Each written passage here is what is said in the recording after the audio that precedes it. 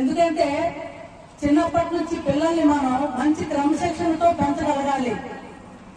వాళ్ళు అడిగిందే ఇచ్చేయకుండా, పాడిందే పాటగా దానికి మనం సమర్థిస్తూ పోతూ ఉంటే వాళ్ళని సక్రమైన మార్గంలో తీర్చిదిద్దలేము. ఇక వాళ్ళు చేసే ప్రతి పనిని మనం అబ్జర్వేషన్ చేయాలి. వాళ్ళు చేసే తప్పు ప్రేమగా చూపించాలి. వాళ్ళకి నువ్వు చేసింది తప్పు, ఇది కరెక్ట్ కాదు, నువ్వు నీ తాలూకా ఉద్దేశాన్ని, ఆ యొక్క మార్గాన్ని నువ్వు మార్చుకోవాలి. అలాగే మంచిగా ప్రవర్తన ఉంటే వాళ్ళు ఇంకా మనం మంచిగా ఎంకరేజ్మెంట్ చేయాలి.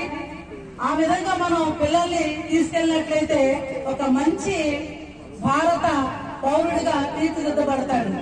ఇది ఎక్కువగా మన మీద ఆధారపడి ఉన్నటువంటి విషయం. ఇది వాళ్ళు ఏదైనా ఒక తప్పు పని చేస్తే దాన్ని మనం సమర్థిస్తూ, ఎవరైనా మీ అబ్బాయి చేసింది, మీ అమ్మాయి చేసింది తప్పు కదా అని చెప్తే దాన్ని మనం కొట్టుబడేసి, లేదు లేదు మా పిల్లలు చేసింది ఒప్పు అని ఎప్పుడైతే మనం వెనకేసుకొని వస్తామో ఆ రోజే మనం మన పిల్లల్ని చేజేతులు చెడగొట్టే వాళ్ళు అవుతున్నాము. అలాగే యువత ఇప్పుడు చూస్తున్నాము, ఈ మాదక ద్రవ్యాలని చాలా వరకు వాటి బారిన పడుతూ ఉన్నారు. ప్రతిదీ తల్లిదండ్రులు అబ్జర్వేషన్ చేయాలి. మన పిల్లలు ఇంట్లో నుంచి బయటకు వెళ్ళారు అంటే వాళ్ళు ఏం చేస్తున్నారు, ఎక్కడికి వెళ్తున్నారు, ఎవరితో తిరుగుతున్నారు, ఇదంతా కూడా మనం ప్రతిదీ అబ్జర్వేషన్ చేయాలి.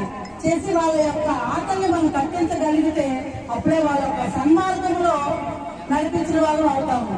ఈ సందర్భంగా మీ అందరికీ నేను ధన్యవాదాలు తెలియజేస్తున్నాను అవకాశం ఇచ్చినందుకు. Thank you very much. పెద్దలందరికీ నమస్కారం.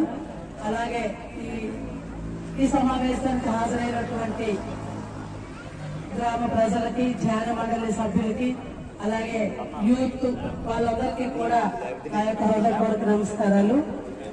ఈరోజు వివేకానంద 163వ జయంతి మహోత్సవం సందర్భంగా ఇక్కడ ఏర్పాటు చేసినటువంటి ఈ సమావేశంలో పెద్దలు చాలా మంది చాలా మంచి విషయాలు చెప్పారు. ఈ సందర్భంగా రెండు మాట్లాడదలుచుకున్నాను.